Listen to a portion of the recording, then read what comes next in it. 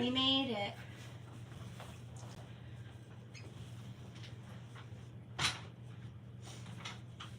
It's TikTok. It looks like it's working, but I don't see any people. We're letting people, viewers, notify viewers that you're live. Okay. I feel like TikTok normally it's like Yeah, there's a super ton fast. of people in and out Yeah. in the beginning. There's somebody. Okay, yeah. I feel like TikTok's been mad at me lately. Yeah. My views have been very low, and it keeps giving me the like promote for $10, and I'm just like, I'm not buying into your marketing scheme. No. So they're And probably then gonna. it doesn't even like do all the way like Yeah. when you do promote. So it's like, oh, you paid, and you're paying for 2 more views. Mm-hmm. So it's like I'm not paying you, TikTok. You can't convince me.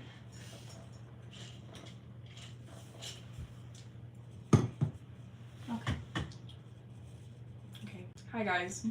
We're Hello. very low energy today. We're just Sorry. tired. It's fine. It's been a long week at the shelter. It'll probably translate to craziness soon enough. Yeah. You seem very convinced of that.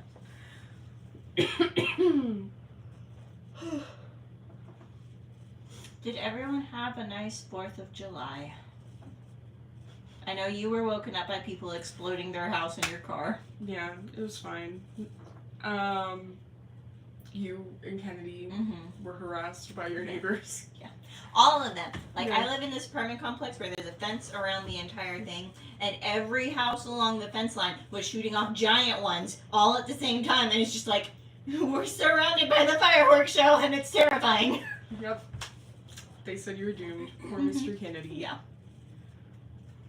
He's just a little old man. Little old man dog. It's not built for this. I'm not built for it either. No, it's And I built think for he this. could tell that it was the 4th of July, and he was acting like super needy yesterday. Yeah. He's like, can something's sense gonna it. happen. I can sense it. Yeah. He was being super needy and like pretending to have a limp again. And I'd like press his feet, and it's like he's not acting like he's in pain or anything, but Yeah. he just keep like falling over, and he's just like, "What is wrong with you?" He said, "Mom, help me." Poor Mr. Kennedy. He's a goofy guy. Poor Mr. Kennedy. Do you have any pop culture stuff you want to talk about? We always start the stream off with We pop do. culture stuff. Jin is back home. Did we talk about that?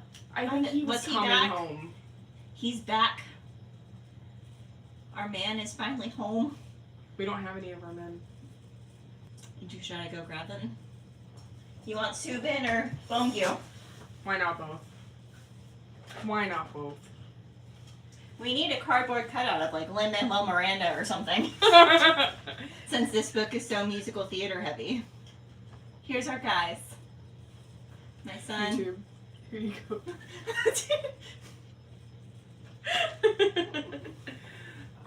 What's the book? It's called Full Disclosure. Yes. Got it right here. We're just letting everybody filter in really quick. Brittany Broski is in the UK, so that's very Oh, entertaining. boy. They all sung to her, singing to the Supreme Leader. Is she incredibly popular in the UK? Yeah, Oh. because she acts like she does like a Really bad British accent to offend people. Nice. it sounds like something from freaking Sweeney Todd. The worst pies and It's fitting. I can Mhm, sing yeah. horribly because this book talks about musicals. And then I don't think I've ever actually seen all of Sweeney Todd. really, I'm offended. It's like I'm my sorry. it's my favorite. It's like I've seen bits and pieces of the movie, Mhm. but you know I don't like scary movies, so it's like Yeah. it kind of like puts me off of it a little bit. And then I haven't seen like a full stage version. So Yeah. It's so good. It's so good. I need to sit down and watch it sometime. Robbie, what Mhm. he knew Sweeney Todd from Mhm. was from when in the office Mm-hmm. when Andy comes in with the whole crew and he's just and he was like, "That's an actual thing," and I said, "Yeah." He thought it was just a bit on The Office. They created a whole fake musical for Andy to be in. Yep. So I was like, okay, good for you, bud. Any other? I don't think I can't think of any other pop culture stuff right now. I played Call of Duty for the first time in a few months, and I got my butt kicked bad. Oh. It was really sad, but Now is Call of Duty the one with ghosts? yeah. Okay. But all of the girls at the store have it. Uh-huh. I don't know how we all managed to have it, but we do. So Mhm. we're all gonna get in a stream and play together. Oh boy. And we have a group name that our newest hire came up with. It's You sound so excited about it. we're Is it appropriate to say it on the internet? No. Then don't do it. no, but it's gonna be fun. I guess I don't know how much fun it's gonna be when we all die horribly, but Okay. yeah. I'm delirious. I'm sorry. I'm tired. It's been a long week. Let's see, has anything else been going on in the world? We can't talk about the debate. Nope. Not for us to discuss here, Sadly. because that has been all-consuming. Yes. The Supreme Court, I don't think we can really talk about. Mm-mm. Can we talk about what I said is getting pushed to be on the ballot? Here? We can. Yes. We can. Yes. Because it's not like a party or candidate or anything. Yeah. We have to play by very specific rules here. Yeah. Arkansas hopefully is going to get is getting hopefully the abortion amendment put on the ballot for this November. So They're sending all of the Arkansans stuff can actually go and vote on whether or not we want to live in a terrifying hell state. We'll see. Mhm. We'll see. Yeah. in. But fingers crossed. Mhm. Go vote, guys. Please, please. If you do anything after this, I don't even care if you leave this right now and go register to vote and then come back. Literally takes no time at all. Yeah. And as long as you get your paperwork sent in 30 Mhm. days before the election, you are Yeah. all good. Mhm. If it is postmarked 30 days before, Yep. you are all good. Mm-hmm. You gotta do paper ballots in Arkansas too. Mm-hmm. So make sure you go vote. Wait, paper ballots. Yeah, they're going back to paper. They don't let you. Yeah. I like the machine though. Yeah. I hate this place. Yep, they're going back to paper. Ugh. At least that's what they're really, really pushing right now. Learn more about U.S. elections. Don't tell me what to do, TikTok. We're not spreading this information here. We literally said we're not talking about it. We get flagged. We're banned.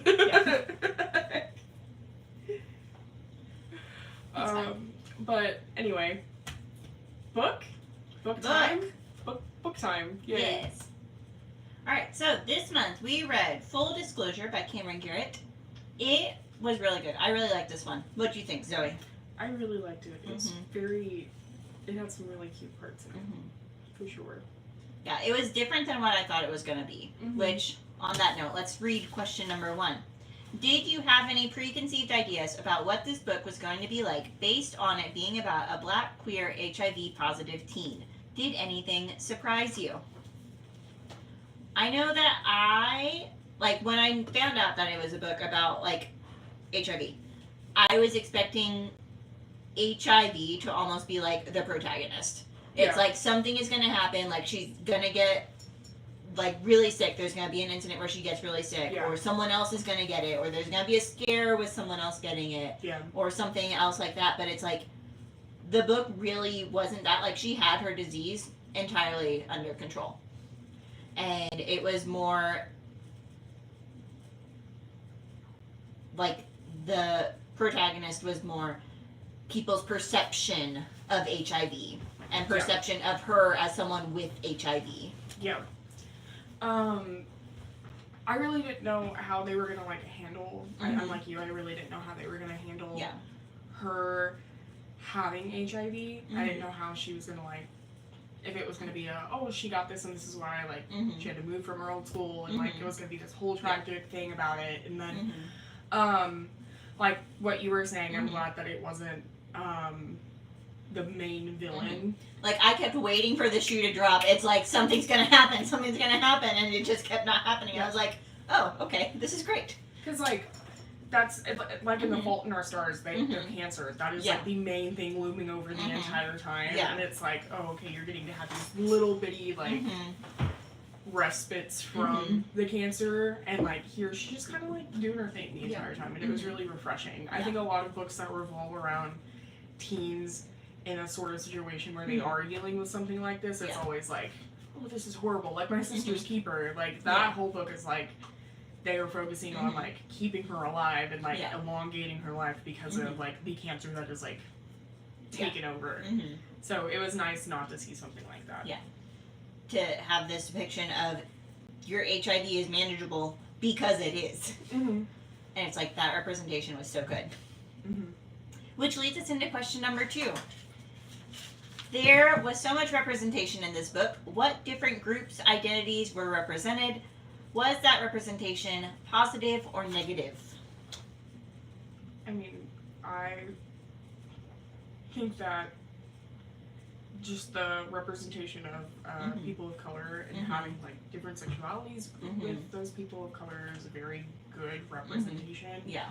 of things, because I mean most of the time, I think we Mhm. talked about this in Mhm. several books, is that things are so like whitewashed when you put things out there Mhm. about anything regarding the LGBT community, and like Yeah. especially when it comes to like things like HIV, when you like look at Mhm. those commercials and stuff, it's Mhm. usually always like, oh, a white gay man, which is like great. White gay men do have AIDS. White gay Mhm. men do have HIV, but Mhm. it's interesting to see like a teen girl who Mhm. is African American who's Mhm. having to go through it. So Mhm. like I thought that representation on that level Mhm. was very good to have, and just like all of the Mhm. different things going on with like gender and stuff like that Mhm. was really good too. Yeah. All the different like sexualities that were represented. Like, Lydia was bi. Claudia was Asexual. uh-huh. Mm-hmm. What else was going on? There were so many people. Her dads were Dads gay. were gay.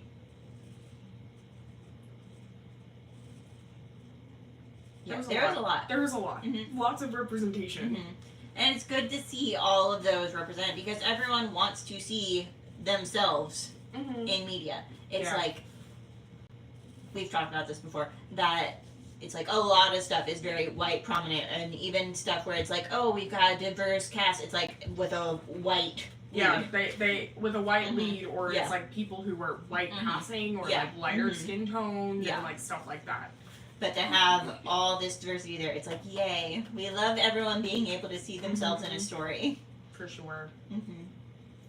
The only thing that I was like nervous about is like, as far as not having like positive representation, it's like I loved Lydia the character, Mhm. but I was a little nervous about how they would talk about all the time all the boyfriends that she's had, or the girlfriends, or like how many relationships she's been in, or the fact that when Simone meets them, it's like because she's standing up for Lydia, who's just been called like a slut or a whore or whatever it was Yeah. in the cafeteria. Yeah. It's like, I was nervous about the like hypersexualization of her Yeah. as a bi woman, because that's something That's something that that's very is a real problem. Yeah. For sure.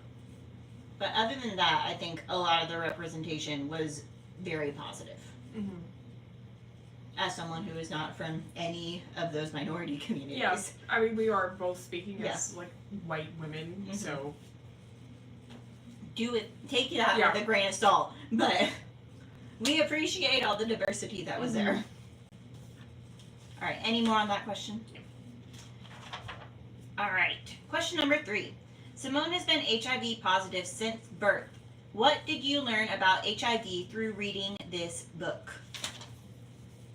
I've got a whole list, and I talked about it on TikTok and Instagram the other day. I made a list of all the things that I learned. Would you like to go first, or would you like me to just go through? I can go first. Okay. So, I really didn't learn a whole lot because I had a family member who had HIV, Oh. and like I even have a Mhm. tattoo for him Mm-hmm. right here. So, all of these things, like from my perspective, it Mhm. was really refreshing to see somebody Mhm. so nonchalant Mhm. in a way about it. Mm-hmm. Because like she realizes like there are risks with her HIV, but Mhm. she's like trying to educate herself in a safe Mhm. way. And we're gonna get into this in like Mm-hmm. further questions, Mhm. but my family member, Mhm. he died because of HIV complications. Mhm. But like he lived through like Mm-hmm. everything, like when it first started coming out, and like nobody knew what to do when you got this diagnosis, and it was like a death sentence. Like he went through it and like got it and like Mhm. lived up until a few years ago, and like Mhm. it was always like when we were growing up, he was older than he was like my mom's age, Mhm. so he always was so careful. He didn't want to hug Mhm. anybody. He didn't want to like Mm-hmm. anytime anything was going on, like Mhm. he was so scared he was gonna like Mm-hmm. pass it to somebody by just Mhm. touching them. And like we learned throughout the book that that's not Yeah. how it happens at all. Like Sheila was telling me, because she read it like super fast. Sheila's another one of the advocates who works here who likes to Mhm. read along with the books with us, but doesn't like be on camera, so she doesn't come to book club.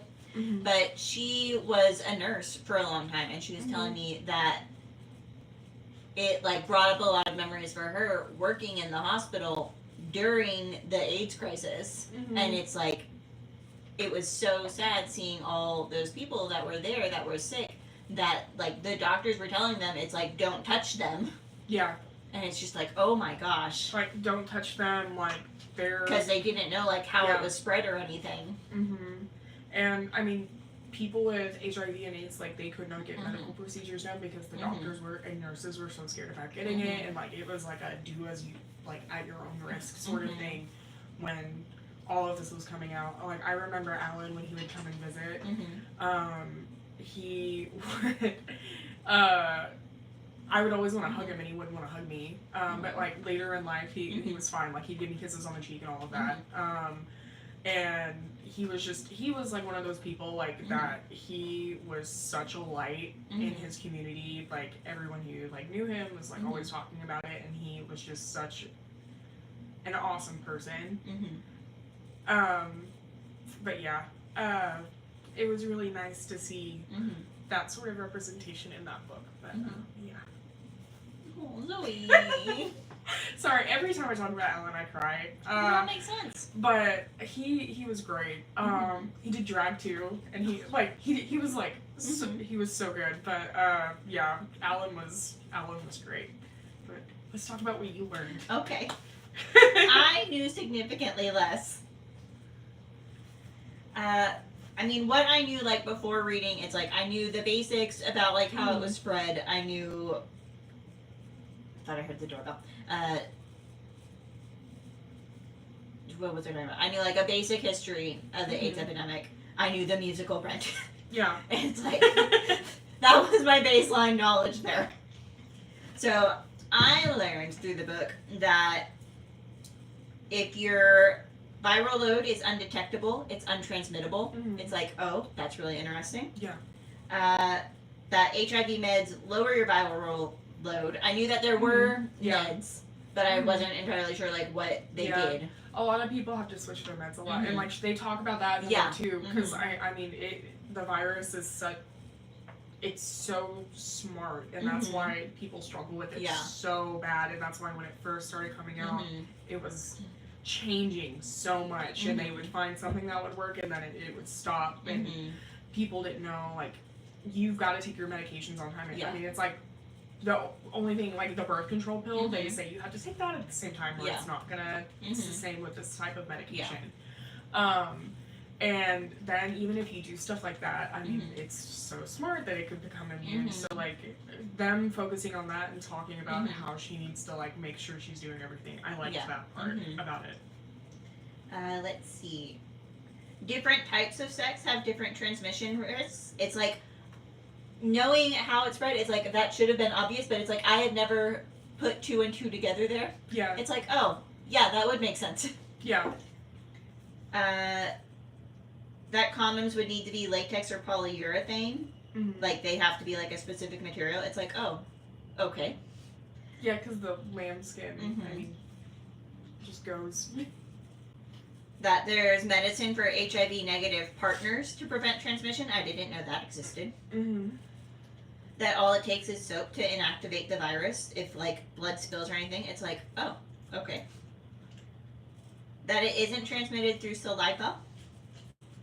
But the one that really got me, that I was like, oh my god, was when Simone was talking about how there's the law in California about disclosing your status. Yeah, It's you like, can get in really oh big my trouble God. if you don't disclose. mm-hmm. And somebody comes back and it's like, Mhm. it's a big deal.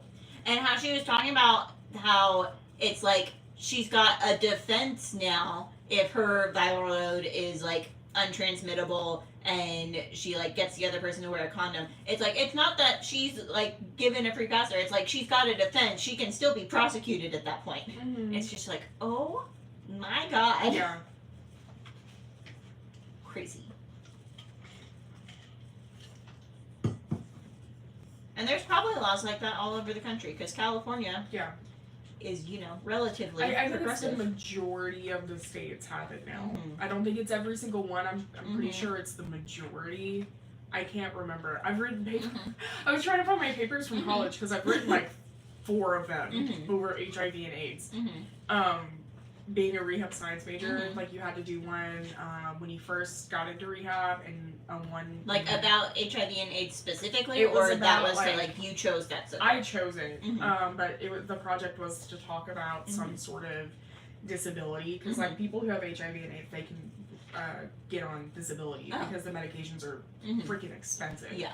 super expensive. Mhm. And that's the thing. A lot of insurances, a lot of insurances Mhm. don't cover HIV Mhm. and AIDS medications, and they're so expensive. Mhm. I mean, it's like comparable to people who are like Mhm. having to get insulin and stuff like that. Mhm. Like insulin is so expensive, Mhm. ridiculously so. It shouldn't be, but it is, and it's something that you need to survive. Mhm. These people need the same thing. Yeah. But like, oh, we're gonna charge you $5,000 for 30 days worth of pills. I hate capitalism. Mm-hmm. Let's just burn the country down. Too dramatic?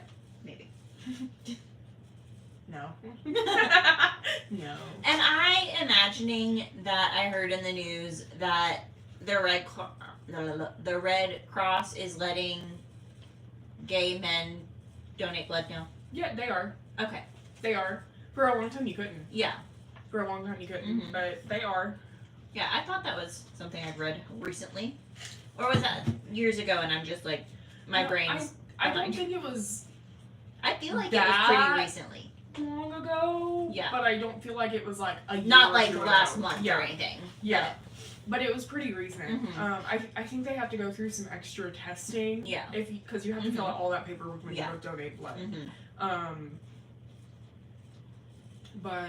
Yeah, gay men can. I mean, Yeah. that's why they're careful about people with Mhm. tattoos too, because it's like Mm-hmm. the bodily fluids and stuff Yeah. like that in Mhm. case you. But it's you gotta be careful Go donate blood. It's good for Yes. society. always. Next question. Simone is part of an HIV positive support group. How did Simone's relationship with the group change throughout the story? In what ways can support groups be beneficial? Well, I saw in the book that like at first Simone was really kind of disengaged with group, but then like as she started opening up more, it became more beneficial to her and she was like able to build connections with people. And it got to the point where once she was like outed at school, like her status, her support group friends were the first people to come over and like help make sure that she was okay. Mm-hmm. It's just like, yay. Yeah, but I can understand it because Mhm. I do. So I have a problem with The Fault in Our Stars, but Mhm. the same thing kind of happens with Mhm. that book. Mhm. Like she's like very disengaged. She's like, Yeah. I don't want to be here. Mhm. Like I am already having to deal with this. Mhm. I know the outcome of it eventually. So it's understandable why anybody, but especially teenagers, because like you should be going out and having fun and not having to deal with this thing. Even though hers was like perfectly managed and like she was going through it, like we've talked about before, she didn't have to deal with like, oh, this is gonna be horrible and I'm gonna get this horrible complication. She in that book Hazel was just kind of like whatever, but then she like meets Tobias and like I can't remember Tobias's friend's name, but like it's he loses his eyes because of his cancer, but they all just kind of like come together. What's his name? I don't remember. But they throw the exit his ex's house and like I remember, but I'll probably like jolt up in the middle of the Yeah. night like, what's his that face? was his name. But that is a good thing that I thought that book did. Yeah. And I love John Green. I do. But the rest of that book is like, oh, cancer's bad. And it is, but like, you know what I mean? Yeah. It's the main thing in that book. But like, it's understandable. My whole point is it's understandable why she was acting that way. Because support groups are hard. I mean, you try to do them here and no one shows up because it's a scary thing to want to like bare yourself out to these people. I mean, it's hard to be vulnerable in the best of situations, let alone in a room full of strangers. Yep. And like the key to a really good support group is to make sure that you can like everyone knows rules and like you're doing everything you need to be doing to make sure that they're safe and that you are supporting each other and you're not being judgmental, which like her group did. They were very supportive. And it was like beneficial for her as she sort of like cemented those bonds and like really started to let people in and kind of lean on people, because it's like other people who are going through the same things that she's going through, that she can seek advice, that she can get opinions, and it's like that's useful even if being vulnerable with strangers is scary. Very scary, especially for teenagers. Yeah. So hell, even as an adult, it's like I don't tell most people most things. Yeah. It's like you have not reached that level of friendship yet. All right, any more on that question? Okay. Next, what green flags do we see in Simone and Miles' relationship throughout the book? They were so cute. yeah, they were great. I love that he's like, okay, what's the new musical for today? Yeah. Yeah. that was super How cute. he like is this sporty guy, but he's like asking her about musicals, and like, did he join the musical because of her, or was that like, was he just like already on the crew? I think he was already on the crew. Okay, well that makes me have some questions then. It's like, Maybe. how did we get here? I can't remember. My brain is too fogged. Me either. But I will say the red flag Mm-hmm. in the relationship, like, and I understand it. I understand where she's coming from, but They had communication problems. the a few communication problems and like just the like whole thing of like her like it is your choice when to disclose whenever you are going through anything, but like you gotta be careful, especially with something like this. And she was doing everything she needed to be, but that could have gone very badly. But she did have a very good support group around her. So, I mean, do you get what I'm saying? Am I making sense? Was your concern like that she didn't disclose fast enough? Because my concern about their communication was entirely different. No, I was wondering, like, the entire time I was like, oh, is something gonna happen? Like, what you were saying is like, you're not gonna disclose and then this is gonna happen and then it's gonna Yeah, be I was real worried a lot of the book that it's like Miles is gonna get it somehow. Yeah, and then it's gonna be like a whole thing. Yeah. So, like, that was my worry until like, oh, okay, Yeah. this is good. But my concern about their communication was like anytime there was an ounce of conflict, Simone would pull back and She's like, retreat and just like stop talking to people. Sashay Yeah. away. I'm leaving. Bye. It's like, I'm never speaking to you again. Bye. And then wonder why people were mad at her. Yeah, which is not good. Yeah. It's But not, I mean, she's a teenager. yeah, it's a so teenager, but it's like I understand why she has not built the communication skills there Yeah. yet. But it's just like, oh my god, if you literally just like talk to each other. It's like, when has he not been supportive at this point? But also I get it because of like everything that she had to go through with like getting dropped. Like, well, not dropped. Outed. Outed. Getting dropped. Getting outed. Like, I understand, like, the trust, because, like, you tell somebody and then they're gonna be like, oh, I'm telling everybody. Which is... It's like, I understand the trauma response, but it's just like, Yeah, come on, girl. let's see, any more on that one? Next. Oh, well, very apropos. Discuss what happened when Simone was outed at her last school. How was that experience traumatic for her? What events in the story were trauma triggers for Simone, and how did she respond? The fact that adults wanted to go after a Yes. literal child. Oh my god, I wrote that in my You notes. should be ashamed of yourself that you were going after a literal child. Yeah. Over something they cannot help. She did Mhm. not go out. And like, that's the thing, I mean, like, they didn't know the circumstances of her being diagnosed with this. Like, it could have been something horrible. Like, she could have been sexually assaulted, and like, that's how it happened. Like, all of these different things, and you're gonna go and like, Yeah. like, All the people just like assuming it's like, oh, you're a slut. And it's just like, no. you don't know what's going on. And like, it's so frustrating. It made me so mad because like, you should be ashamed of yourself. Yeah. But like, people are so quick to do that nowadays, and like like with just like not knowing the situation, you're gonna go in and you're gonna like cause so much damage. The fact that you're going after a teenager. It's like your parents at a private Christian school, and you're like, I'm not going to do any research into this. I'm not going to ask any questions. I'm just going to say this child's the devil gone with she. Not very, No. Nope. Nope.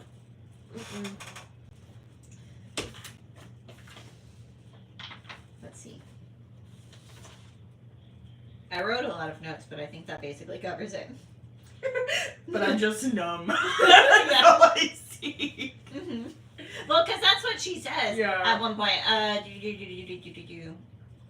When she tells anyone new about her status, she immediately gets defensive and expects people to react badly, which makes sense because they did. Because of what happened. And she says when she finds the first note, I figured I'd be upset or numb, but I'm just... No, I figured I'd be angry or upset, but I'm just numb. Like, what happened at Our Lady of Lourdes is going to happen all over again, and I can't do anything to stop it. And it basically did. Like, not to the point where she had to leave, but it's like everyone jumped down her throat immediately. Yeah. And it took her standing up for herself to kind of like get her footing back and not let them push her out of school again. Yeah. Which is ridiculous. Yeah. Like,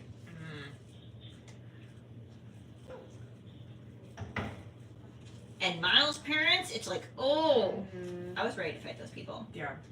And it's like, I understand the position Miles was put in, and it's like, again, he's a literal child, but it's like, I understand him not wanting to tell his parents because it's her news to tell, Yeah. but it's like, they found out in the worst possible way Yeah. and reacted poorly.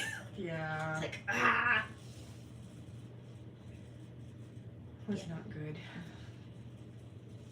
And it didn't help that the school was like trying to blame him for it. It's like, why would you think her boyfriend that they've been like going and making out all over school that he's the one threatening to out her? Like, Yeah. guys, come on. Not good all around. No. All right. Next question. A large part of this story revolves around the notes threatening to out Simone at her new school. Why do you think she responded to the notes the way that she did? What would you have done differently in her position, if anything? I mean, Simone had a like very justifiable fear of disclosing her status because of what happened at the last school and how everyone, like students, adults, teachers, everyone reacted there. And then she talks about later how people have been like killed for disclosing that they're positive. And so I understand like the fear there. Where was I going with that? My brain wandered off. Waiting for it to cycle back.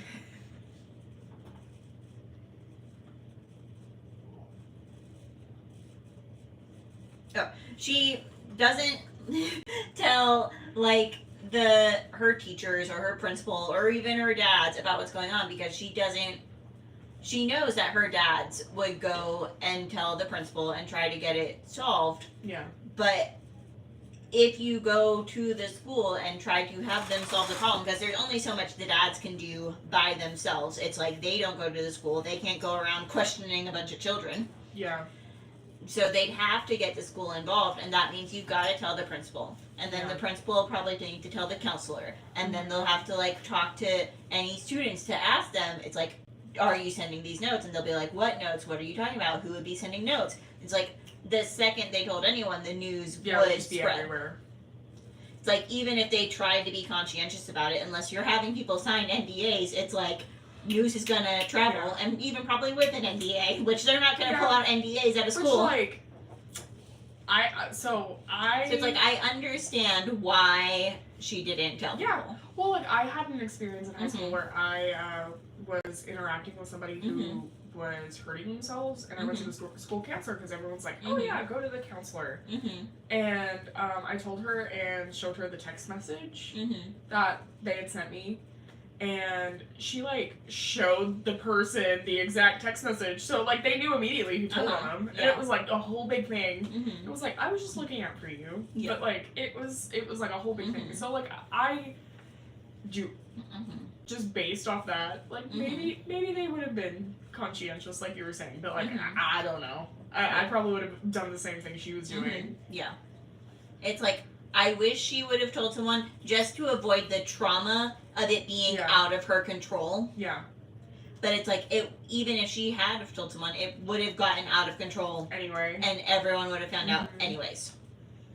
So, it was So it's like, very there really much a was no, like, lose-lose. right choice. Mhm. Where she, like, gets to keep her secret, and her entire goal was, like, focused on keeping her secret. She didn't want people to know.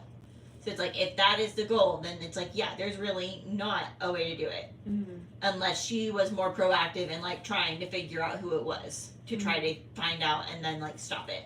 Mhm. Because she had the idea that it was Eric for, like, half the book, and then didn't do anything. Yeah. Didn't talk to Eric, and it's just like, Mhm. what you doing, girl? Yeah. It's like, I thought we were solving this mystery. But no, it was someone else entirely, and then Yeah. like, everyone finds out. And it's a whole big dramatic thing. Yeah. Speaking of, next question. Why did Jesse send the notes and out Simone online? In Jesse's apology letter, because the school makes him write a letter to apologize, Mhm. which isn't enough, but whatever. No, not at all. Yeah. Jesse talks about how he did this because his dad had recently died from AIDS, and that it was a whole thing. He didn't take his meds. He suffered for a long time. He was, like, very upset that he had HIV and like, got sick, and it's like this sick person acting sick, and Jesse was really upset that Simone didn't act sick. Mhm. It's like, you're supposed to be sick, you're not allowed to be happy. Yeah. And it's like, his experience is so sad. Yeah. It doesn't excuse what he did. No, I mean, But it was it's like- ultimately a trauma response, Yeah. and people. He was grieving Yeah. and traumatized. Yeah. It does not make it okay at all. Yeah. Like, more should have been done. Yeah. As a result of what he did.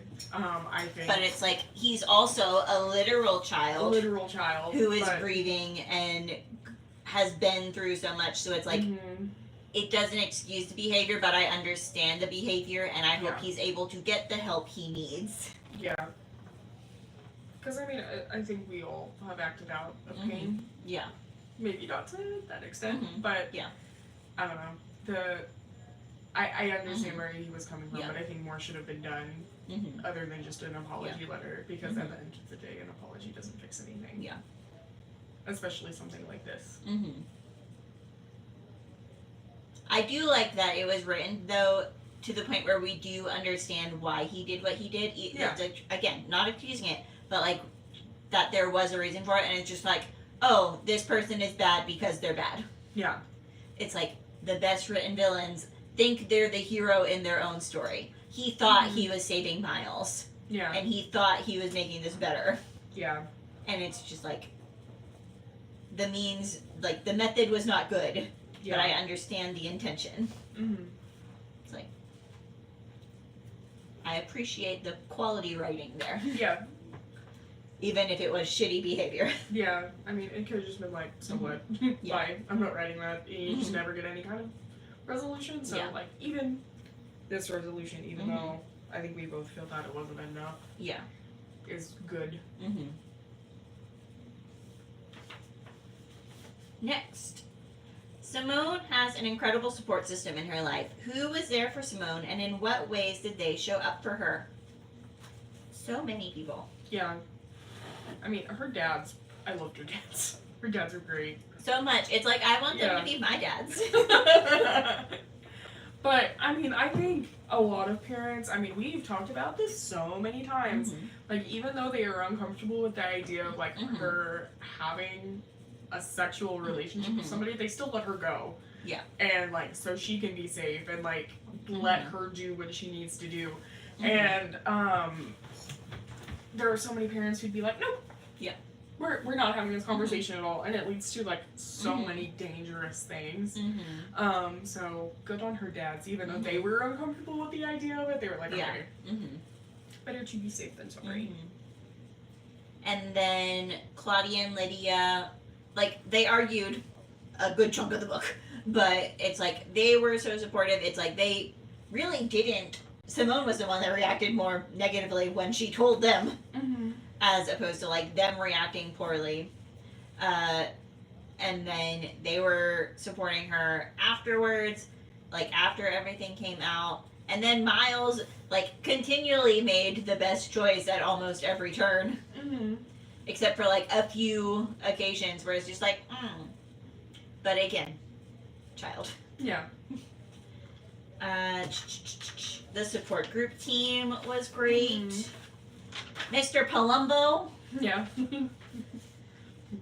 Mr. Palumbo. That name. Yeah. It's great. Great author choice. Mm-hmm. It's like, we love seeing a good teacher in there. And I like that he wasn't just like a yes man the entire time. It's like, no, he's actually giving her constructive criticism. Yeah. It's like, let me give information that will help teach you, as opposed to just being like, yes, I support you in whatever you do. You Yeah. can do whatever. You can do no wrong. Was there anyone else I wrote down? Yeah, that's all. All right, anyone else? Mm-mm. Next question. We're doing so good on time, guys. Yep. We're flying right through. All right. Simone is the student director of the school's production of Rent. What parallels can you draw between Simone's story and the story in Rent? I mean, HIV is obviously a large part of the story in Yeah. both tales. The idea that people are still deserving of love and are able to find these beautiful love stories, even if they're positive. The loss and pain that is still felt from the AIDS epidemic and the effects it still has today, even with medication that makes the disease more manageable. The different race, gender, and sexual identities that are represented, it's like those are both Yeah. like very representative groups. Simone wants to be a director and Mark wants to be a director. Mm-hmm. And then I wonder if that's part of the thing with Lydia. Because I noticed it's like the hypersexualization of the bi women in both stories with both Lydia and Maureen. Yeah. It's like, is that intentional or are we just playing into the stereotype? Because Simone is also bi and she's not like depicted as she's not. hypersexualized, but she's also got like this other identity that they're kind of grappling with Yeah. the entire time. I don't know. Yeah. I don't I didn't think about that. Cameron Garrett, if you're out there, let us know. Was this an intentional choice? Have you watched Pose on FX? Pose. It's on my list of things is to get to so eventually. good. So good. But like they are What actively. is on me? More plastic from the building earlier. Microplastics. Yum. But they it's like drag queens, people who are gay, and Yeah. people who are transgender, and like Mhm. all of these different identities, and like I was finding a lot of parallels, like Mhm. with just like different things that they had to deal with in that show, which it's a very good show. Is Yeah, Pose also watched based on Rent? I Or is there, like, you a can parallel see there? it. You can probably see the parallels. Mhm. I haven't watched Rent. I was gonna try to. Mm, I haven't okay. seen Rent, so I was going Gotcha. to try to, but I just could not get around Excellent to it. show. Get to it. But I did see like between Pose, because Mhm. Pose, I mean, they're like going to Mhm. the parades and like all of that, Mhm. and like it's Mhm. good, and the costuming in that show is like amazing. I wish they would do a tour of Rent. Or like a revival on Broadway. Yeah. Because I have seen a lot of musicals. I have not seen like Rent in person. It's like I've watched the movie and then they did the Rent live on TV a few years ago and I Yeah. watched that. But it's like, I want to see it in a Mhm. theater. They're doing Hamilton again. mm-hmm. It's coming through Arkansas. Uh-huh. I'm gonna go see it. I'm gonna go see it. How many times have you seen it now? 3 times. Mm-hmm.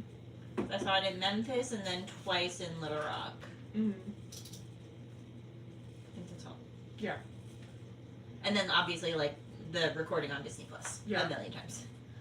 I think did you see where they're doing Henry V at Arkansas Tech in Witherspoon? Which I was like, that is falling apart, but it's by donation only. I think it's July 15th. I'm gonna see if Robbie and I can go. Mm-hmm. I was like, ooh, history. Yeah. I'll have to see if I can go to that. July 15th. I Oh, my think so. phone's right there. Yeah, it's right Can't there. look at my I'll calendar. I'll look it up because I saw it on Mhm. Facebook. I was Yeah. just scrolling through, but I Mhm. think it was July 15th is what it said. Is it like a group at Tech? Like, cause No, I thought it's they cut the through- theater department like ages ago. They're doing it through somebody else. They're like Okay. touring, Mm-hmm. and they're doing it at Arkansas Tech, and they're Mhm. doing it in Fayetteville, I think. But it's like part of like Mm-hmm. the Shakespearean group. Okay. I don't know. I can't remember. I think they're coming back with the theater group at Tech. 'Cause they've been putting on a lot of plays. Okay. It's student led mostly now. Okay. Because I remember when I was at Tech, it was like a big deal that Dr. Brown Mm-hmm. cut the program. I think they've brought it back, but Mhm. it's starting to get big again. It was Mhm. starting to get big again my junior year, Mm-hmm. because they started doing shows again. Mhm. But I can't remember. Because I mean, we had a theater major who worked at the store, Mm-hmm. and yeah, that lines Mhm. up. Yep. So it's back. Yeah. Okay. Anyway. Well, that'll be exciting. Yeah. Yay, local theater. Have they announced, like, is the Art Center still doing their summer musical? I've seen nothing about that. I have not. I think the Art Center is the one who posted Henry V. Uh-huh. But no, they're not doing anything because they had all that drama. Remember, because of Steel Magnolias. Do you not know about that? No. They put on Steel Magnolias, Uh-huh. and something happened. Like the guy who was doing it, like he Uh-huh. was always like very involved with the Art Center. Mhm. Oh, like never had a problem with Uh-huh. them, and then like it was a good old boy thing. Oh. And then so they did Still Magnolias, and they did really good. They did it at that little gallery that's downtown Mhm. by Old Bank. Mm-hmm. That's where they're having to do a lot of Mhm. stuff now because of Mhm. crap going on. But they did really, really good, and then like it was like one of the best shows they've ever done from what they were saying to everybody, and then he immediately got fired. So now there's like another board that's trying to get stuff done, but like whoever's in charge of the art center now is like very much like good old boy conservative, and What about, like, the Center for the Arts? Because I'm thinking about the ones that, like, happen at the center yeah, I at the have no high idea. school. I don't think so. I wonder what's going on there. Yeah, I have no idea. Because normally it's like they have the auditions like early summer and then it's like happens at the end of. Yeah, So it's like there's I've known nothing. nothing about it. Nothing. I don't think they're doing one this year. Oh. I really don't think they're doing one this year. I think they're all having problems. Drama, drama, drama. Mhm. I want to know all the secrets. But yeah. I just love gossip. Hot, juicy guys. Yeah. Well, because it's like they've been doing those shows since I was a child. Yeah. Like, I remember, like, I wasn't ever in any of them, but I remember going with my friend to the auditions Yeah. in, like, 3rd grade. Yeah, I remember going. They did Cinderella one year, Mhm. and like all of these like really, really awesome shows. Yeah. And I don't think they're doing one. Scandal. So I don't know. They're like there's a bunch You're of. in the city of Russellville and you know what's happening here. Let us know. I want to know the secrets. But I do know they fired that one guy, and it was like surprising to everybody because he was the one who was really pushing everything, and like now I think he made his own little thing, Mhm. and they're trying to get stuff approved, but like it's not going anywhere, and they have all this money to spend that they're just not spending, and it's like a whole big thing. They can give me money. I'll do art. Yeah, same. We'll come do performative book club I did conversations. forensics, which was speech and debate in high school. I Uh-huh. will get up. I'll do stuff. I was music ed major. It's like, I can go sing some songs if you give me money.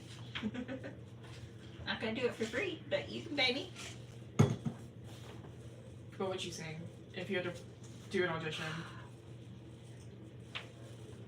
I have no idea. Because like when we did shows like in high school, it's like you sang a song from the show that was like already selected. It's like we knew. It's like you're just gonna go in and sing this part of the song for our choir director. It's just like okay, cool. So if like I had to go pick a song, it's like I don't know. It would depend what the show is, because you've got to be like particular about like getting the right style for everything. Yeah. And then you've got to find one that like fits your voice really well. Mm-hmm. It'd be a whole thing. It's like, are we going classical theater or more like modern theater? Mm-hmm. You want to get the right era. There's so many choices. It's hard being a person who auditions for things. What question were we on? Oh, we were talking about Rent. Yeah. Okay. So we're on 11 now. Question 11. This was an incredibly sex-positive story while still remaining appropriate for a teen audience. I wonder if TikTok's going to get mad at us for talking about this, since they got mad when we simply said the word elections. Let's talk about sex, baby. Let's talk about you and me. I lost where I was on page. For a teen audience, why is that aspect of the story beneficial to include in a YA novel? Do you think there is room for more consensual sex in YA? Yeah. Yeah. Yeah. Because I think in so many YA novels, it's always bordering on, like, ooh, he's a bad boy, and he's pushing you up against the wall, and you're like, oh my god, he's ravaging me. Like, no, that's nasty, that's not consenting. No. And they do that in, like, a lot of media now. Yeah. And it's just like, ooh, he's so, ooh, bad boy, yes. Or sitting it'll on be my like- lap will fix it. Like, if I sit on his lap, it'll fix Or it'll me. be like the characters are like do have sex, but it's like entirely off the page. It's like Yeah. cut to black. Yep. It's like you don't see any of it, so it's like we're not teaching children anything here. Yeah, and it's just like, and like you can talk about sex without making it like super graphic. Like And, in like- this book. Yep. Exactly. And- oh, Oh, time for our favorite game. it did that on purpose. It did that on purpose. It knew. Verified to continue. Alright. What time is it? 2:54. Oh my gosh. Okay. Yeah. We're going through it. But like, you can talk about sex without making it smut. Like, Yeah. And I think, and like, I'll be honest, if kids want to go find that, they're going to find that anyway. Yeah. Within the world that we live in, there's so much like Tumblr and Wattpad and AO3 and like all of that. They're going to go out there and they're going to find it. But I think having it in a version like this, in a book that is positive and like that is doing things like that, is a whole lot safer. Yeah. Because you're not like, ooh. That not only that, but that is like accurate, and that it's written by someone who cares about it and is trying to make it accurate, and like they're talking about like protection and different types of protection and things you would need if you're in like LGBT relationships. Mhm. It's like covering all the bases in like a still relatable but factually accurate way. Whereas you're not going to get that if it's necessarily on TV, depending on who's writing it, or if you're talking like Wattpad or AO3. It's like trusted sources. Yep.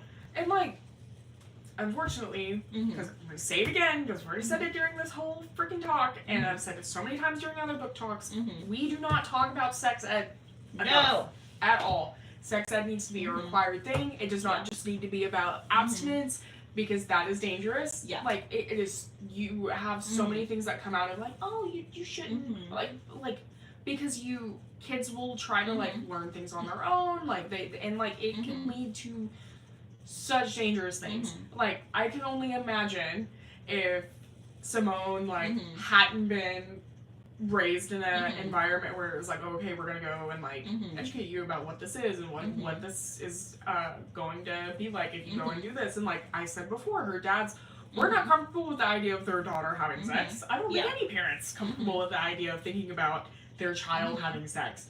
But it's like, let's get you to a gynecologist, that way they can answer your questions. And still let her go do that instead of shielding her, because she could have gotten in so much trouble. And like, if she hadn't known, oh, I have to explode. If she hadn't been able to ask those questions and get those answers from a safe source. Yep. And just like the potential partners and stuff like that. And like, Simone, I mean, we're talking about HIV here, but like, it could be more than just HIV. It could be like potential pregnancy and like all of these different things that like you can negate with proper sex ed and not just telling kids, oh, just don't have sex, because kids are going to go out and they're going to go do things. It's when you prepare them by having conversations, telling them about different forms of birth control and not taking away those forms of birth control, that you help keep things safe. So can you see what that is? I was trying to see if I could see it.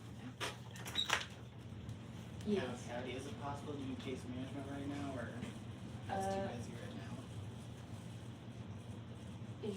Can you get in the file, or should we just say wait? I mean, I can do it in there, but Yes. Zoe can grab the file. we can go do it when you're looking at it. Don't look. You don't see the names. I can't cover the I don't entire think screen. I can. Yeah, because they're trying the other way. All right, we're good.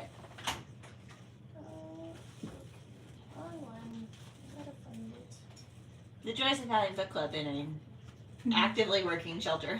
Okay, there it is. I was like, where in the world? Careful how you angle that page. Thank you. But anyway, sex ed. Please do sex ed with your kids. And even if your school's not providing it, there are plenty of resources online that are accurate, that are not going to be like, oh, put on your. Do you remember when the Jonas Brothers put on their freaking purity rings and they were running around with their purity rings? Yeah. Like, they're like, pure for Disney. Yeah. But like sex ed is also important in like the aspect of consent. Yeah, It's for like- sure. That's such a big part of it. I feel like almost every time I post about consent on here, it's like someone is like, that's not real, or Yeah. wait, that's what that means? That's Or- what that is.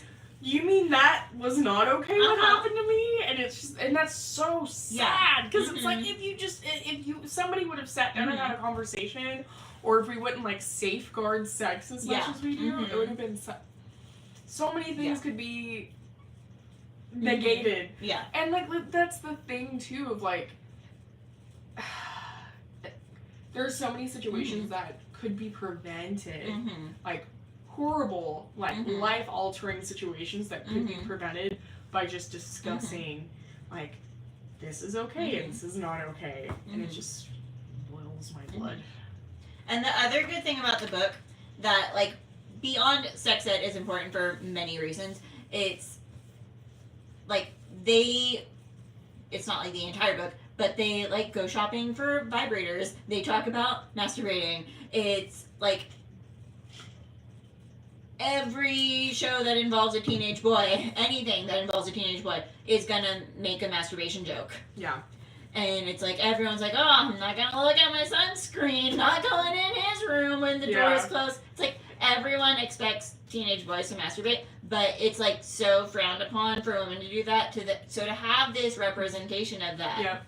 is helpful for young women. Yep, because used to you would have got straight lobotomized, Yeah. institutionalized. Woo! I love that TikTok sound where it's like, you should do that.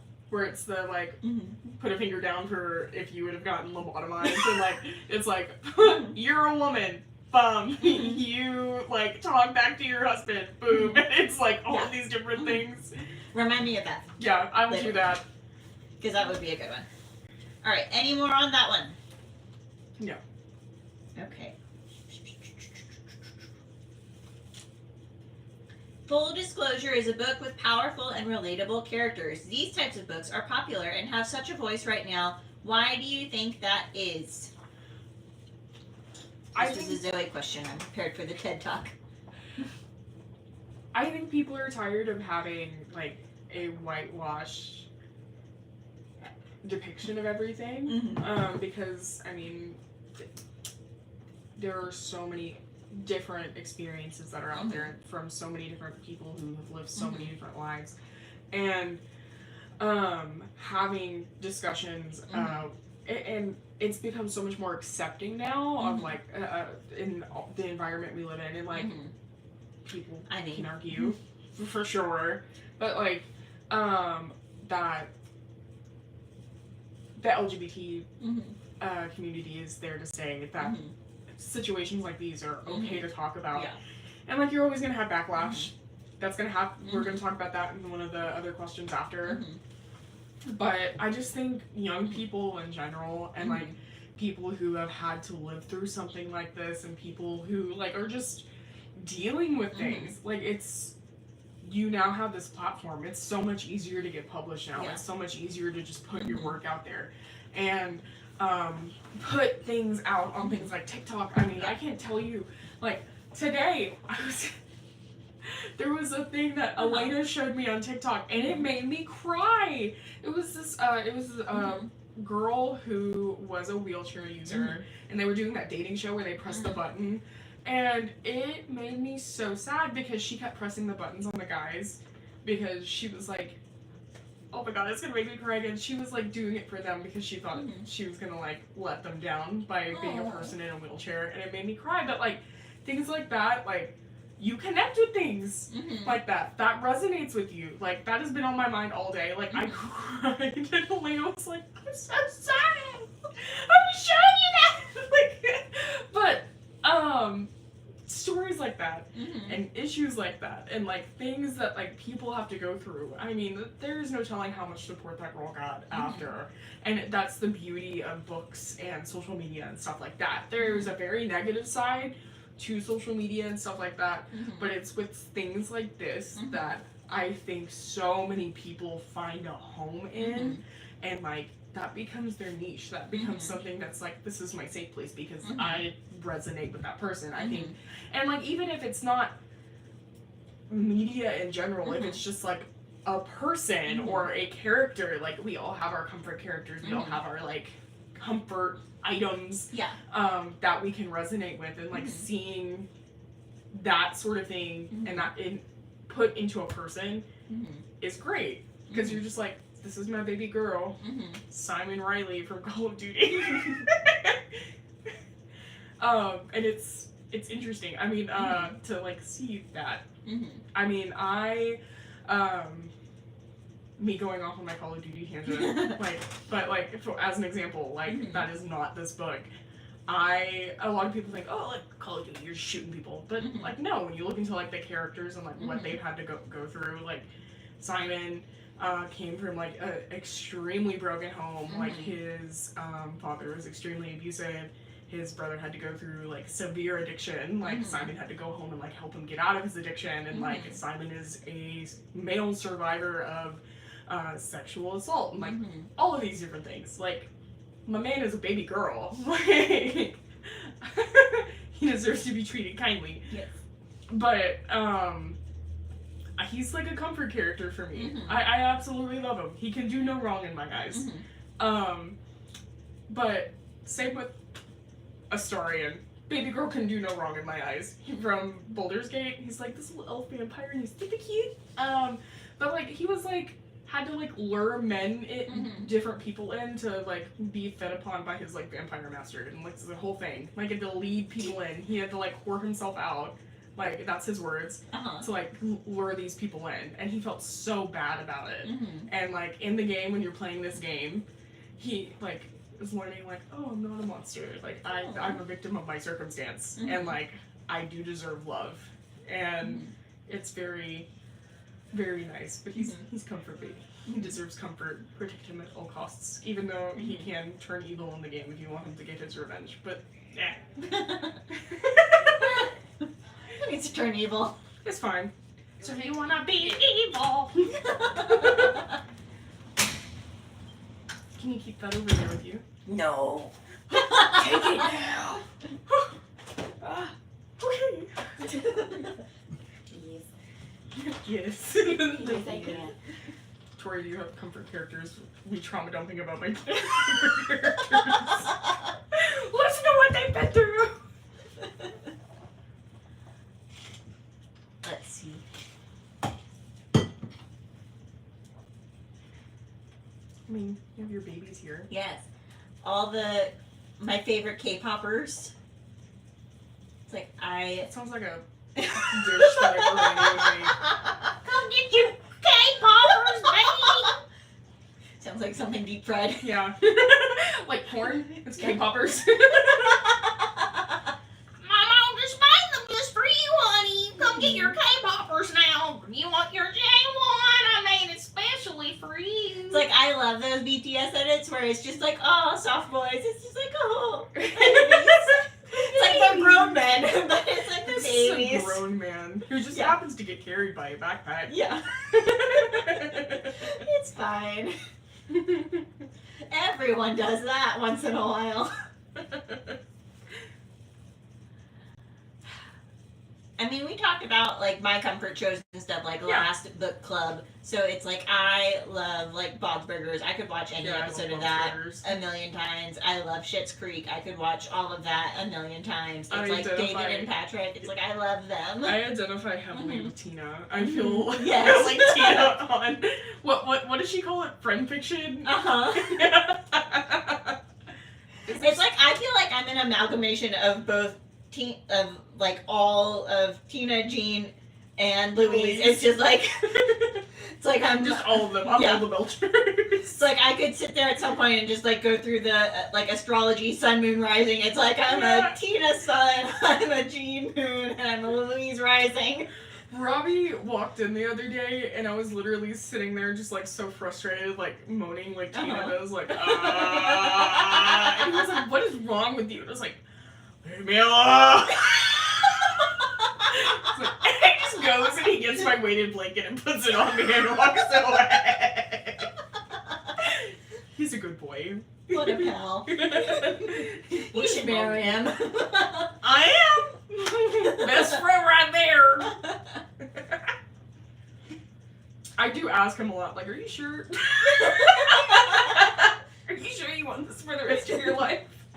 You do realize what you're signing up for, correct? He says he does. We have a new cat. Side tangent. Another new one, or No, are we talking about the Tilby. same one? Mm-hmm. She is testing his patience so Oh, boy. bad because it's his cat. It's like having a 2-year-old running around, who just chaos monster. Mm-hmm. She pulled out his beard hair the other day. Oh. Like she was kneading, and like he has a curly little beard, and she Mhm. like pulls out. And he's like, ah! I just hear him from the bathroom, and I'm like, what?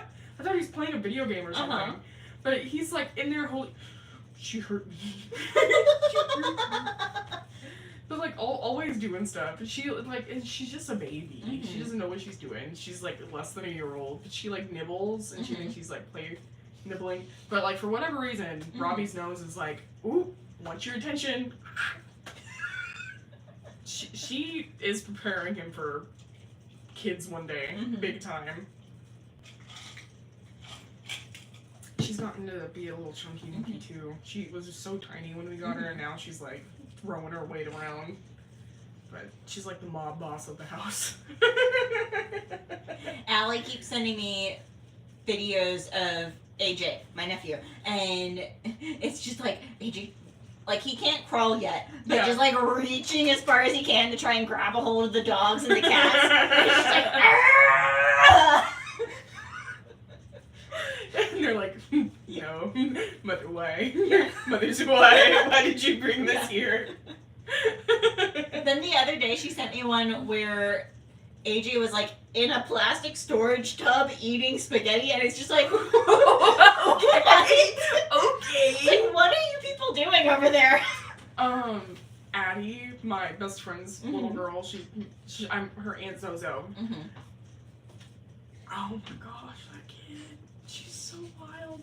She gets so excited when Does she eat spaghetti in a giant she plastic tries to storage tub? stick her mouth on everything, which is like normal for kids. Uh-huh. But they have these like little food containers for their dogs because they have 2 dogs, Mhm. and like she speaks so well. She just turned 2, Mm-hmm. and she'll go and she'll grab a handful of it, and she'll act like she's gonna eat it in front of Ashley, and Ashley's like, "No, you can't. Don't tell me what to do." And then she'll go and like give it to the dogs. And she's like, "You want some? You want some? Don't you want it? It's good." And then she'll give it to him. And be like, "Thank you." And then she'll go get it again. "Do you want some?" And then like they'll like eventually they'll just turn away, and she's like, "Rude." And she'll drop it and go. And then I've got to bring her back. Because I'm going up there next weekend. I'm gonna bring her back because it's a whole thing. Mm-hmm. But Ashley's like, "You're not ready. You're not ready." She's awful. But she was, you know those little muffins? We have some here. Those little that you get at Walmart. Ashley's mom made the mistake of getting those for her, and like it's a 6-hour drive back to their house to Missouri. Muffins, muffins, muffins. So now every time she gets in the car, she wants muffins, and I'm like, I'm good. I'll just give her muffins. I don't care. Till Like she I'm goes to Sonny and sleep. Zozo. She's gonna Yeah, have a million she gets muffins. I don't care. But yeah, fun little science tangent there. Question were we on? No, we need to get on this one. Okay. Going back on track. Do you think this book would have been something to change people's opinions during the initial HIV/AIDS epidemic during the 80s? Do you think this would have helped break down some of the stigma individuals were facing and are still facing today? This was my question. Proceed. I think people were so scared of everything that was going on that I honestly do not know if it would have made a very big difference, but I think it would have been like, oh, okay, like this. I think if they knew what we knew now, it could have made a difference. Like, it's hopefully making a difference today. But I think there were so many unknowns at the time that if one person came in and said, "Oh, well, actually, saliva, touching people, it's all fine." People have been like, who are you? No, Yeah, you're crazy. But I think I was more talking about just like a positive book about somebody with HIV. I just don't know if it would have. I think it would have been probably, I don't know, because everyone loves Princess Diana, but like when Princess Diana was going in, like there was a very big thing of her going in and hugging patients who have HIV and AIDS. And everyone was like, "Oh my gosh, the Princess of Wales! Hugging people with AIDS!" Like, they all thought she was gonna get AIDS. She was just like, "I don't care. Like, I'm hugging you." It was just such a big impact because it was like, "Oh, okay, she can do it. I can do it." And like, it's okay. So I think it might have had just any sort of positive source of somebody being able to have a happy life would have been a good light in the middle of all of that darkness. Going through that path, yes, I agree. But I mean, I don't know, AIDS, and because you had so many people who have paths that were like very big, like Liberace and like Freddie Mercury and like all of these different things. And like I know for a lot of people, like when Liberace died, they were like, he was a gay man? Like Mhm. they thought he was just like a womanizer all his life. And they were like, what? And like my I'm like, I don't know how they got there, I don't but know. okay. but okay. The 80s were a But, different time. But like everyone was like, he was gay. What? There's a movie about him. I think it's called Liberace. Yeah. And it's got. What is that actor's name? That narrows it right down. No, he's like friends with Ben Affleck.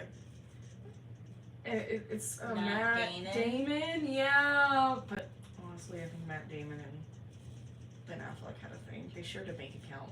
And like they like Mm-hmm. leave J-Lo. Be with your man. I thought I saw somewhere that he was leaving JLo. Or was that someone just like I speculating? don't know. They've gotten Okay. together and they've been apart so many Uh-huh. times, but like, I don't know. There's old pictures of Ben Affleck and Matt Damon together, and they're just like, history will say they were friends, not lovers.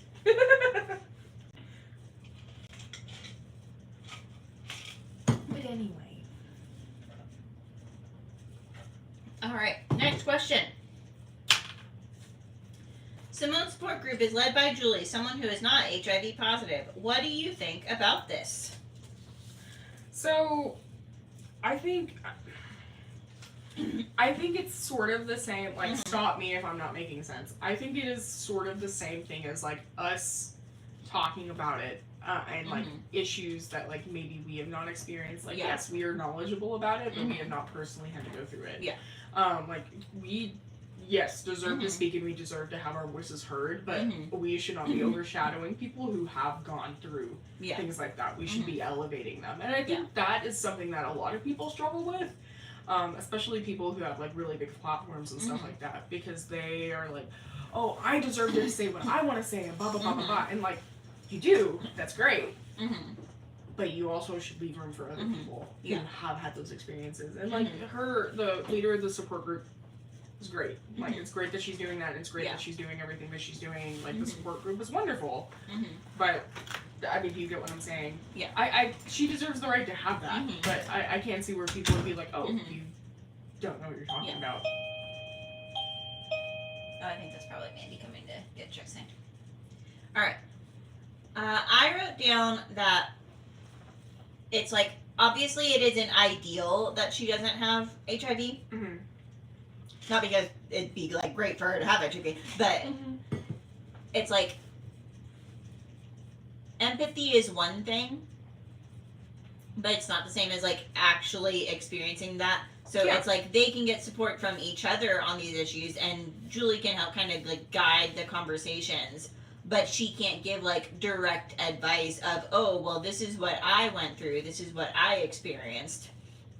So it's like, obviously you'd like to see someone, especially with when you're dealing with like a marginalized group, who has like is part of that group and is able to like connect on that level. But I also understand Yeah. that it's like there's only so many people who fit the identity Yeah. of that group who would be like HIV positive and who have the like technical skill and training to provide like the professional support that someone as like the moderator of that group would need to have and able to provide it. Do I put the address on, or are we just keeping it here? Or are we gonna mail it still?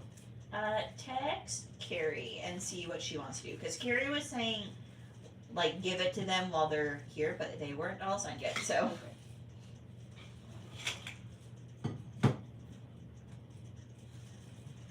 Alright, any more on that question? Mm-mm. Oops, sorry, Bungyo. Smacking people around today, Tori. Okay. It's been a long week. Gotta take out my rage somehow. Oh. That's the red flag. I need that guy with the red flag right now. I love his videos so much. Same. And he's just like subtly, like when he's not sure, he just like raises the red flag. It's me right now, like. I'm not gonna hurt anyone who's not made of cardboard. It's like we're fine. And I wouldn't even hurt my children. They're good. Alright. Other people's children. Tori's the one who had the kids with the man. See, she's not We the can't go back to that, Zoe. Like that caused a whole mess of confusion last time. We don't need to go back there. We got that question answered though. That is true. So So now we know if you do hit someone, a child with a fan, you need to call the police and also CPS. Yep. Not to calling the police isn't enough.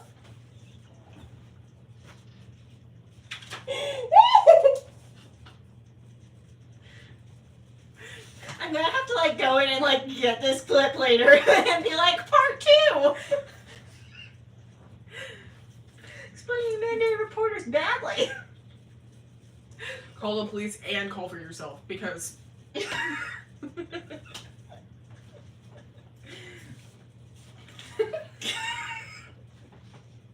was just a little tap. He's just got some road burn. It's fine. Who doesn't?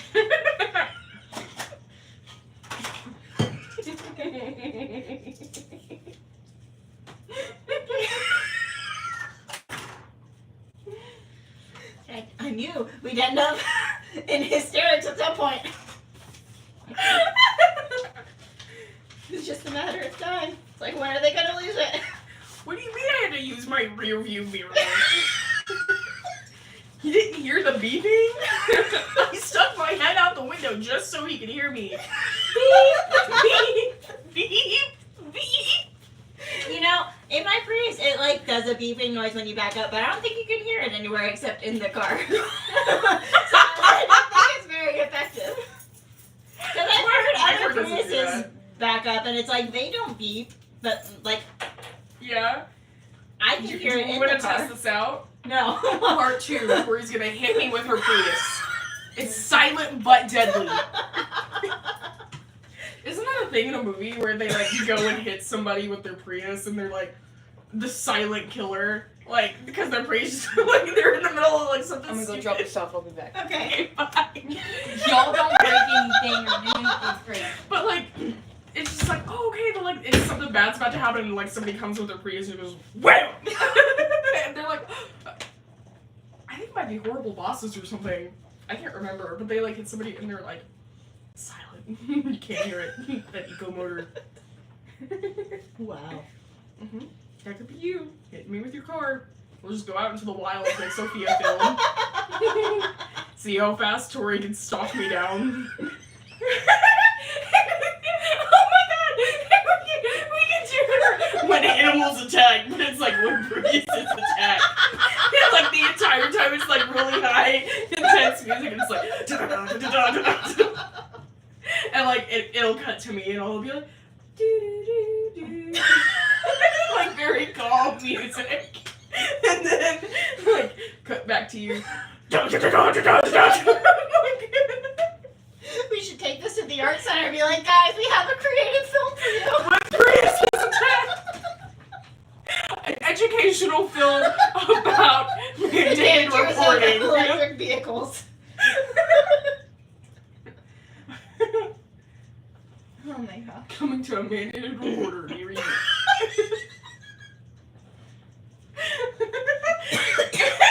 When you hit me, I'm just a baby. My head's under your tire. Someone call the police! But also I will call it myself. Because I'm a mandated reporter, and that is what you do. Mandates.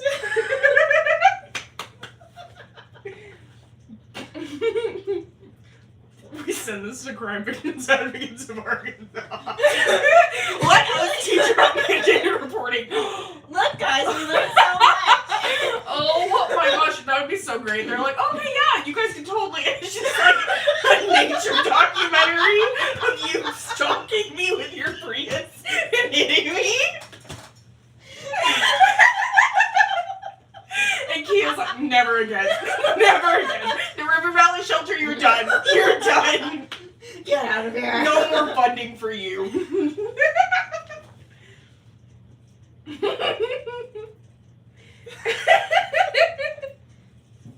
Oh my gosh.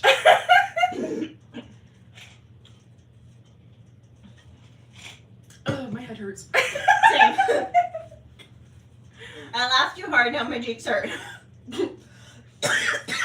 That's the quote we can put in. My head hurts after you hit me and run over. After you run over my head with your tire. When you're running me over, you're like, Anne Marie. She's just super intense and so stupid. We get a whole bunch of like corporate sponsors. Corporate sponsors at the end. Thank you, Tyson. Thank you, Bombas. Thank you, Arkansas Coalition of Domestic Violence. We send it to them like, you're welcome. This is where your money goes to. Yeah. Don't you feel like you've learned so much about getting it reported now? Jokes on them. They send us more money because Yeah. our production quality is so nice. I mean, it has to be to get the special effects of running someone over with a car. Like, we just get like a cardboard card. It's like obviously cardboard. We're like, like they do at McDonald's. Like it'd just be you and Sophia, and like we go get a box from somewhere from the store. No, we cut Legos out. We get one of the big boxes at the store. We paint the side of the box Mm-hmm. to look like your Prius, and it's just you holding the box and running. When you go to run me over, it's you like jump kicking and being like, get out!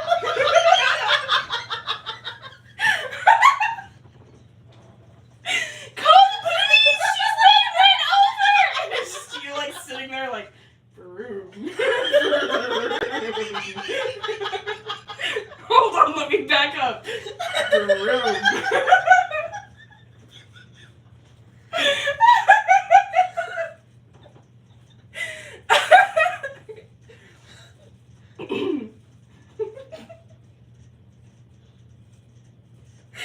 Oh god. This should just be a whole segment on YouTube by itself. Mm-hmm. All 5 minutes of it, whatever it is. Oh, it will be. It will be. Ask and you shall receive. Thank you to our sponsors, HelloFresh. Make sure you use code River Valley Shelter when you order your food today. Don't hit anybody with your card because we're made to do reporters.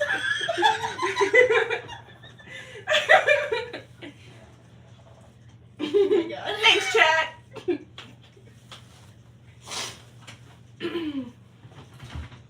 Look, I made you some content. Thank you. If you want this to actually become a thing, make sure you drop $5 a piece into our PayPal. We're good. It's high budget. Don't care. Somebody's actually going to be like, where's the GoFundMe? Where's the crowdfund? I expect Hollywood will be calling for the rights any day now.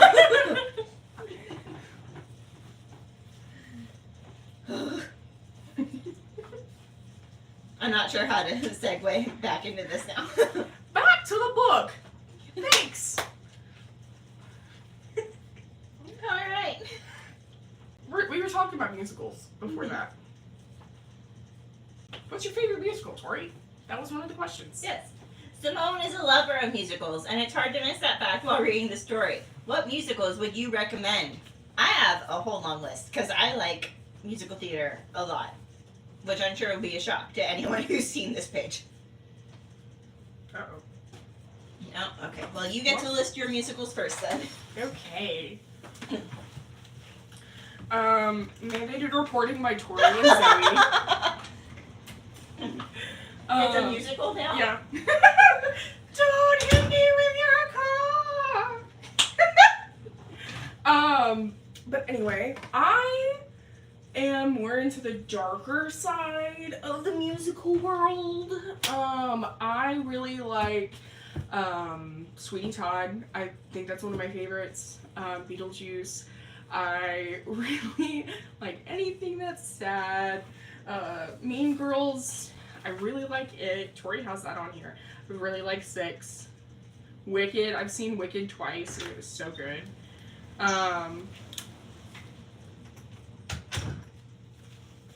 Are you working from my list now? The Notebook? I just saw that on here. The Notebook's a musical? Uh huh. What? Yeah, it came out this year on Broadway. And Water for Elements. Water for Elements is a really good book. Mm-hmm. But The show's supposed to be really good. Like, both of them are supposed to be really good. I just haven't, like, listened to them yet. Robbie loves The Notebook. He does. So, be like, come on. He's... You see Robbie, though, like, side tangent. You see my fiance, and he looks like the most yee, wearing his cowboy boots and everything. And then he's like, so you think, oh, you gonna be she likes my tractor, sexy type of guy. No, he is, like, super into metal and, like, scary movies and stuff like that. And then he's like, you wanna watch Legally Blonde? you wanna watch The Notebook? You wanna watch When in Rome? He's so sweet. He's just a little jelly bean.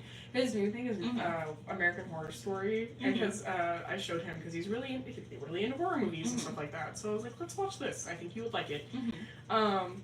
So our new thing to say to each other is, you wanna watch Murder House? Because that's the first season of American Horror Story. You wanna watch Murder House? I think Anna gets a nice little dose of healthy relationship when she comes over because we're so goofy. But The Notebook is supposed to be really good. I know there's the one song that's been going around TikTok.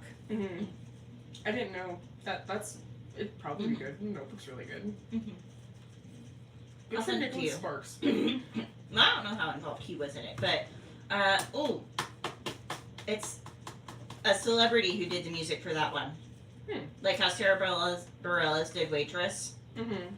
Oh, who is it? It's not Sarah Bareilles. Waitress is good too. I love Waitress.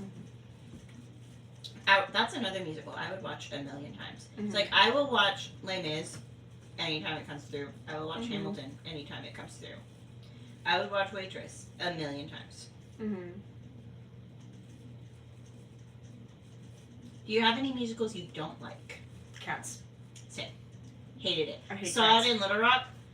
The Like, entire yours? time. We're like, I don't understand what's going on. I Why feel are you like coming into the crowd and like sexually Yeah. assaulting me by humping my leg? Yeah. Please It's like stop. I feel like we should have been on significantly more drugs before we went to go see this. It's like I think that's the only way this is an enjoyable experience. Yeah.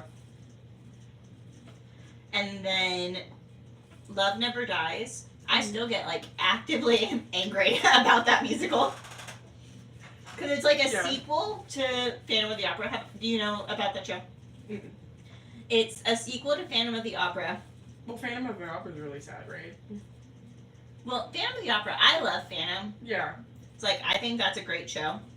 But it's like Love Never Dies is this bonkers sequel that takes place under Coney Island.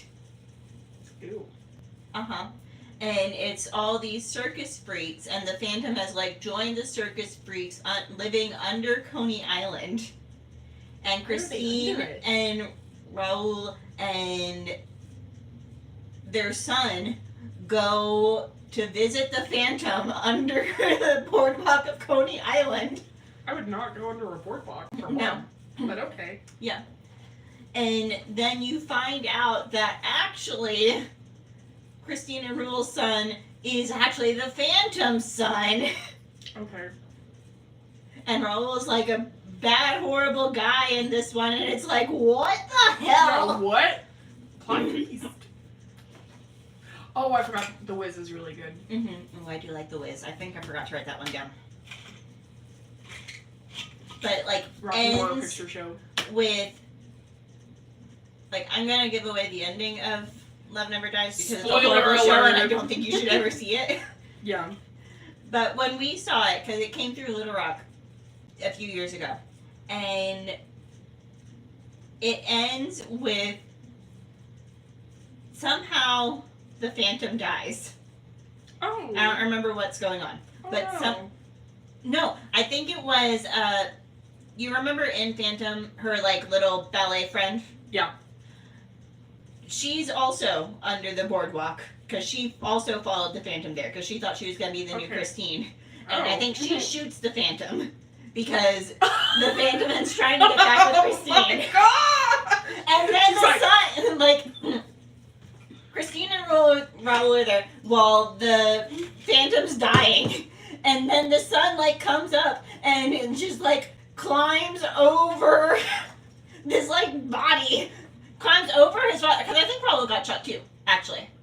Climbs over who he thought his father was that has died to go like say goodbye to the man he just found out is his father, and it's just like what the hell. She's like, Daddy, goodbye. Yeah, it's The most bad. bonkers like you have insane. ever seen.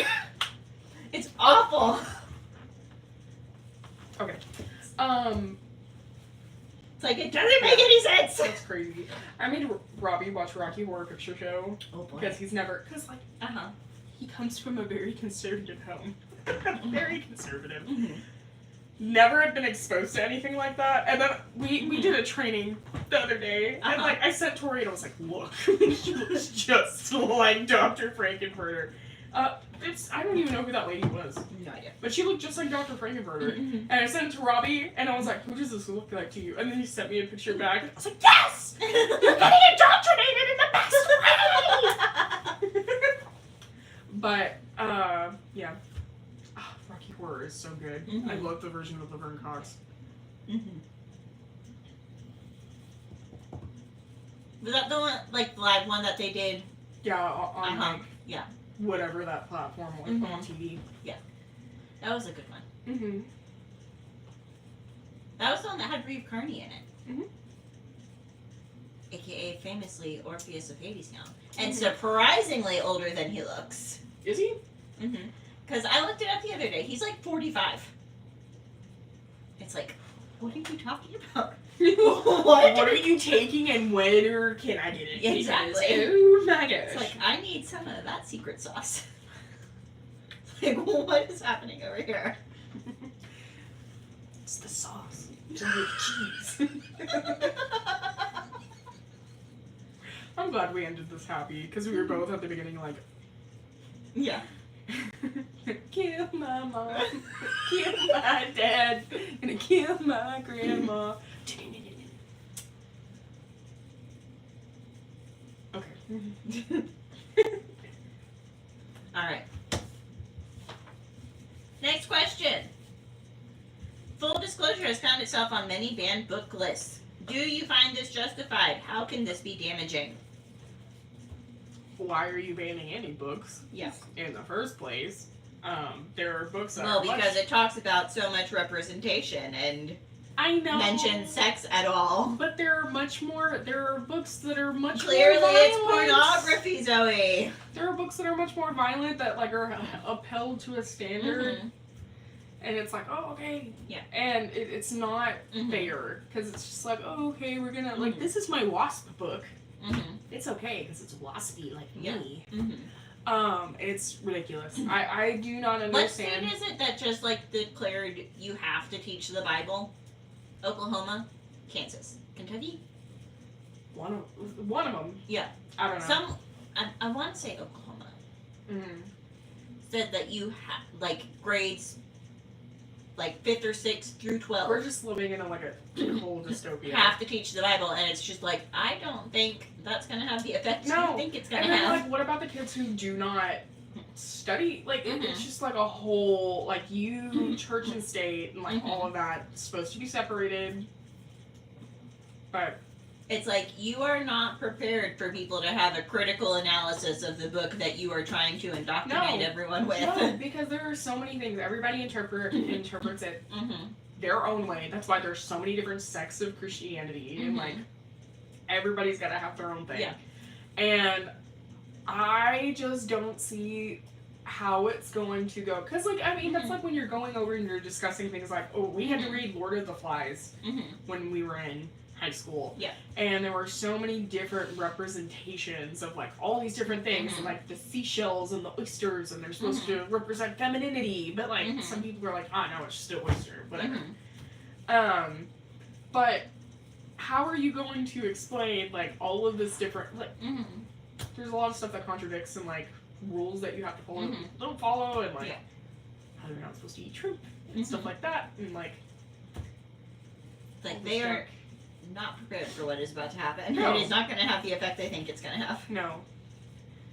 And then like there's that whole part about like I think it's gonna be especially I just don't know, like, because there's parts in it that talk about like Mm-hmm.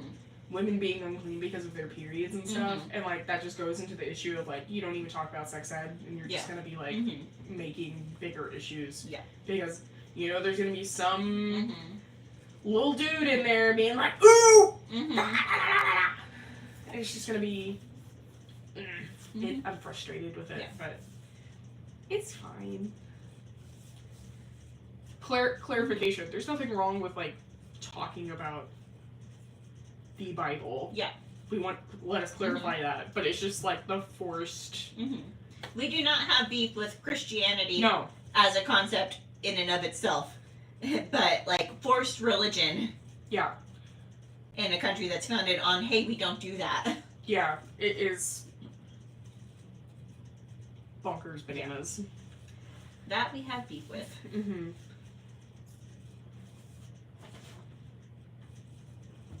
I think we're allowed to say that as a shelter. Yeah. Okay. I mean, it is. Yeah. I mean, religious coercion is a thing, Mhm, and I mean, exactly. that is a form of abuse that we talk about. Okay. Good job. There for us. Us just going on our little side tangent that isn't as fun as like, let's make a movie where we hit Yep. people with cars. Mandy's like this entire time. She's like, oh, okay. Oh. Spray bottle. Okay, last question. What time is it? 3:42. Okay, we can get there. The author took great care in making sure that her writing was accurate to those who have experience with HIV/AIDS when writing. How do you think the story would have been different without their involvement? I made that question, and it was Mhm. based off of like, because I was looking up different interviews and stuff. Mhm. A lot of my questions came off interviews, Mm-hmm. that she had done, Mhm. and there are so many instances where authors are like, oh, I'm gonna like write how I think it's gonna happen, or like I'm gonna do this, or ignore Mm-hmm. real issues, and it becomes an absolute, I don't know how else to say it other than like an absolute clusterfuck. Mhm. Like, and it just causes so many problems when you fail to educate yourself.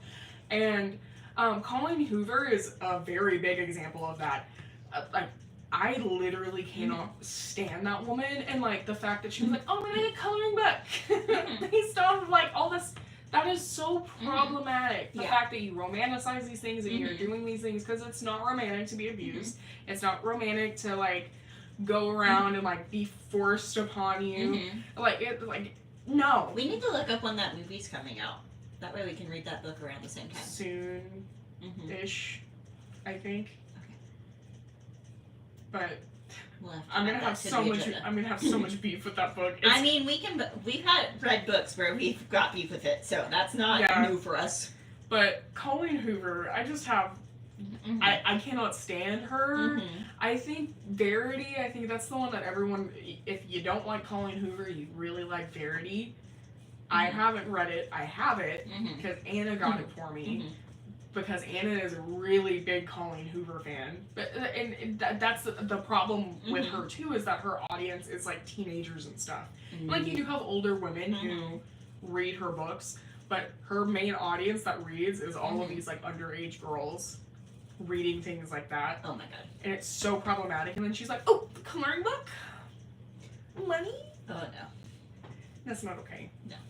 But my whole thing there, like, that is the wrong way to do it. Mhm. Colleen Hoover, very wrong way to go about writing your book.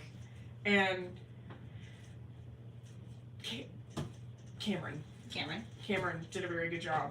Because like she could have just like, oh, this is what I think this is. It wouldn't have been accurate. It would have been damaging. I think when you like we talked about earlier, like we have voices. And our voices are important. What we have to say is important. But it is our job as people who have the privilege of to uplift voices that have experienced what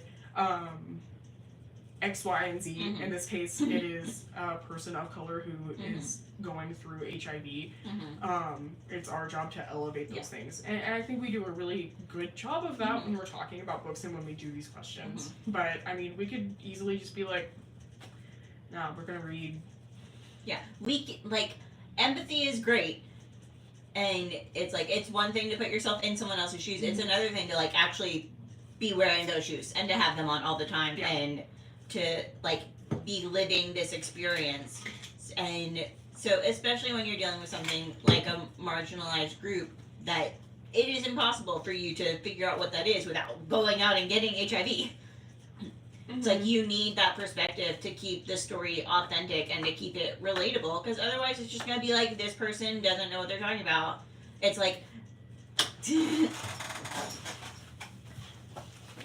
and now we'll never know, because I'll probably forget where that thought was going. Oh gosh, she'll be up in just a few seconds. As a reminder, we're actively working in a shelter.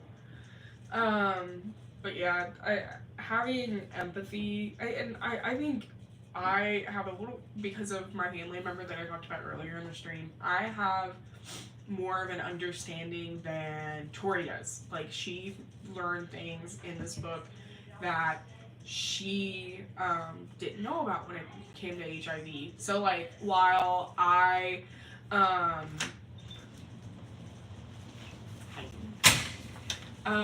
was saying, like, empathy, like, going off what you were saying, because, like, you and I are at different levels of, like, our experiences with HIV. Like, I still, like, I have a lot of experience because of that family member I talked about. But like, you could probably write a book about someone who has HIV. It'd be entirely different if I wrote that book. Yeah. But, or if I wrote a book about, like, oh, my main character is a young black man. Yeah. Like, not qualified to speak on that. No, but, I mean, even then, like, I have never, like, experienced HIV. Like, I have more of an experience than you do, but, like, I still wouldn't be comfortable speaking. Yeah. For this group of people. Yeah. I concur. Alright, is that everything? I think that's everything. That's all the questions. We did it. We made it through, and we're not going to be late today. Yay. What are we reading next month? We are reading, I don't have my copy here, Front Lines by Michael Grant. Yep, and it's a very good book. I've read it before, but I recommended it for this month because it's July and everyone's like, America, but... Give us the elevator pitch, Zoe. So Front Lines is a alternate history story about women getting drafted in World War II. I thought that was kind of appropriate since they're trying to get that done right now. Tori's good, but I'm not. Why am I good? You're over 26. Oh, okay. Yeah. Phew. Yeah, so you're all good. You won't be drafted unless it gets like bad, but fingers crossed. I think I saw a TikTok the other day talking about, like, different things that would get you exempted from the draft, like, back in the day. It's like, I've got quite a few that would cut me out I would of have there. been drafted, and, like, they did, like, a birthday, somebody I saw a post, I would have been drafted in the Vietnam War. And I was like, oh, okay, if they would have done women, and if I would have been alive then, but I was like, oh, Yikes. okay, that's scary. But anyway, the book is following 3 female main characters as they, like, go through World War II and, like, go through the boot camp training and, like, all of the things that go Were they along with drafted that. in, or did they, like, sign up? They signed up. Okay. The main one that it really focuses on, and it goes between all 3 of them, but Rio signs up because her sister was in Pearl Harbor and died in Pearl Harbor. Oh. And so, like, you have all of these different things of, like, dealing with loss and then, like, having to deal with, like, being a woman, because it was very new. Lots of people were very against women being in the military. Can still be argued that that's a thing today.